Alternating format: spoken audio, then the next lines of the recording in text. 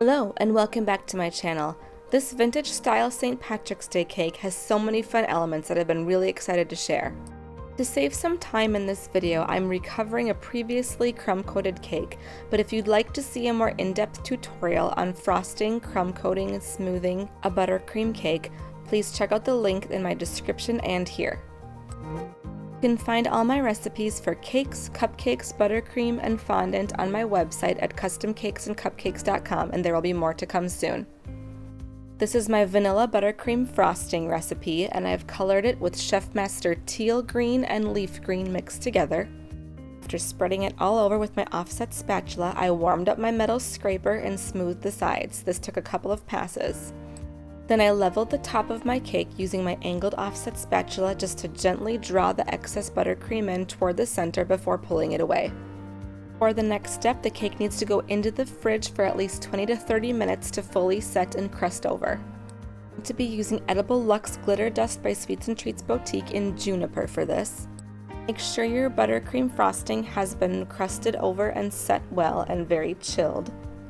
And then you can just use a big fluffy brush, this is actually a makeup brush, to dust the dust onto the buttercream. A little bit really goes a long way, just gently tap it all over. Really leaves a nice sparkle finish. Then I filled up my piping bags with all the same green color, that leaf green plus a little bit of teal green by Chef Master in my vanilla buttercream frosting. I did stiffen the consistency of my buttercream slightly to pipe with by adding a little bit of extra powdered sugar.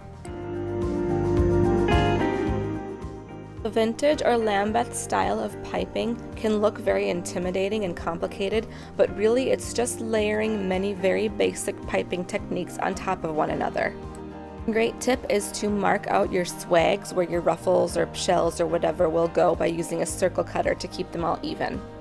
Starting with ruffles using a tip 103, it's a smaller petal tip you often see people pipe flowers with. Hold the bag so that the wide end of the tip is right up against the cake and the narrow end is outward. Maintaining even pressure throughout each swag, follow the marks made by the circle cutter while wiggling your hand up and down in very small motions. I'm going to add 2 rows of these to really make it look frilly. Ruffles are a nice simple piping design, and you can use them for borders too. I often like to use these on my Barbie doll cakes as well to look like ruffles of a dress. If you've seen any of those videos of mine as well. Next, I'll start my bottom border here with a 4B tip. It's about a medium-sized open star tip. Shells are another very classic and simple yet also effective piping style. The key is to hold your hand steady while you squeeze, count to 3 or 4, then release your pressure and pull away. Will give you a nice round, full, fluffy shell. Try not to rock your hand up and down, that actually creates more work.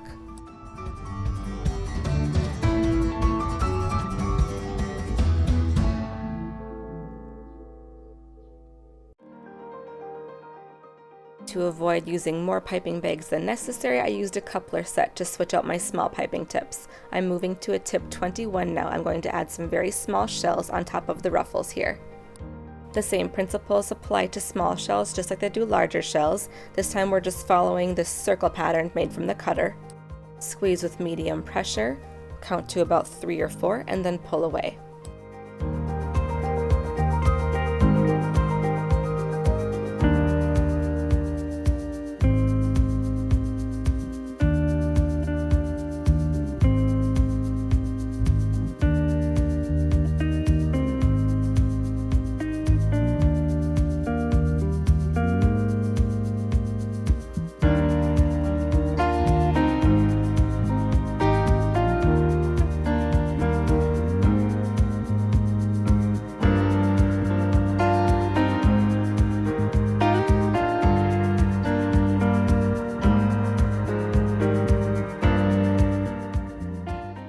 And then I'm switching over to my tip 32. It's just a little bit bigger than the 21, also an open star tip. I'll be using this one to pipe shells on top of the bottom border as well. Only had a couple of star tips, you could definitely use the same ones to pipe multiple layers, of course.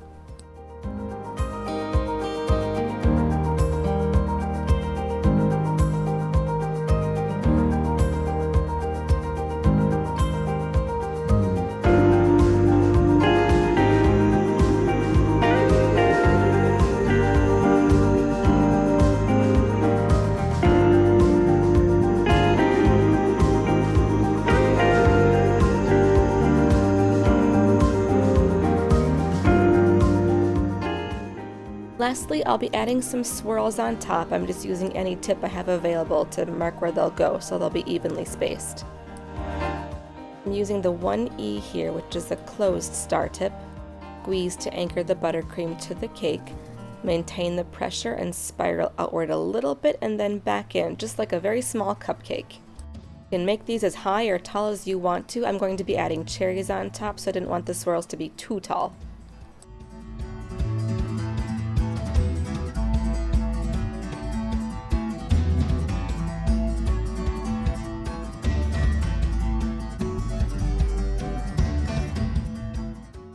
Now the piping work is done, let's add the decorations. So excited to find green maraschino cherries, which are just perfect for this cake. Added them to my Amazon storefront if you'd like to find some too.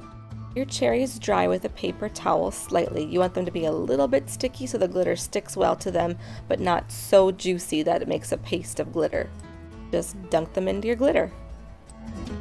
Then I just stuck one on top of each swirl while the buttercream was still soft.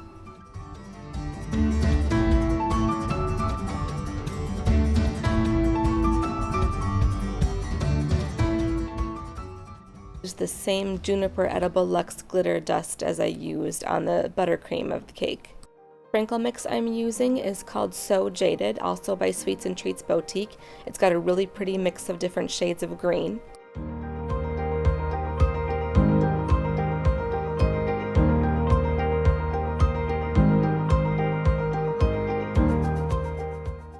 And lastly, we'll make a few 4-leaf clovers to hide on our cake as well.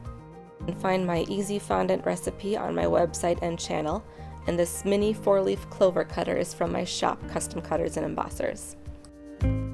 Once again, we'll add the Juniper edible luxe glitter dust to these before adding them to our cake. Added one between each set of ruffles and shells swags. And finally, I finished up with a few more sprinkles. I'm using the Sprinkle Placement Pen by Sweet Elizabeth Cake. You can use my code AaronCakes10 for a discount at checkout if you're interested in one as well. I find it very handy. It helps me meticulously place sprinkles right where I want them to go very efficiently.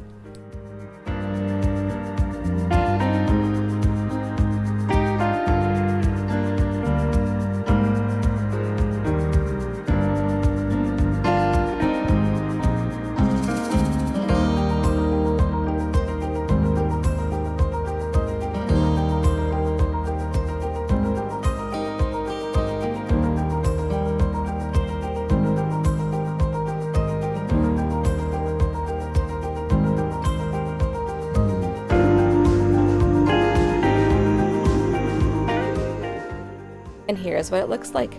I think this design style would be fun in lots of different colors. Let me know what you think in the comments, and happy St. Patrick's Day.